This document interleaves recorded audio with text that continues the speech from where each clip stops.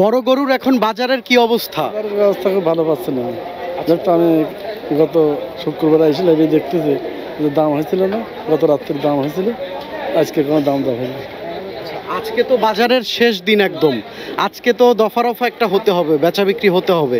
সেক্ষেত্রে বড় গরু নিয়ে যারা এসেছে সামগ্রিকভাবে ব্যবসায়ীরা চিন্তিত কিনা আপনার কি মনে হয়? আমার তো মনে হচ্ছে বেচাকেনা ভালো নাই, বেচাকেনা করতে পারি না, বেচাকেনা করতে পারবো না, তো কোনো দাম দর আজকে হয় না। যে বাজার আশা করছিলাম সে বাজার নেই, বাজারটা একটু নর্মাল।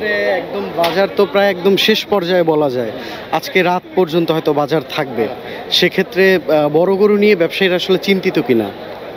অবশ্যই চিন্তিত, এত টাকার দামের গরু, বেচা কেনা নাই, দাম নাই, টেনশন থাকার কারণ থাকবে। যে গরু 14 লাখ বলে সে গরু এসে বলতেছে 10 লাখ, এটা টেনশনের বিষয় না। অস্থির গোলমেলে মামুনি তো রেগে লাল। চিন্তা নেই, কারণ সানবিট সব দিবে সামাল। সানবিট ম্যাজিক প্রেস ডিশওয়াশিং এর মাথা ঘোরানো সলিউশন। এটার দাম অনুমানিক 17-18 দাম হয়েছে, আমি 20-এর উপর হলে বিক্রি করিনি। সেক্ষেত্রে এটার বয়স কিরকম বা এটা কোন জাতের গরু?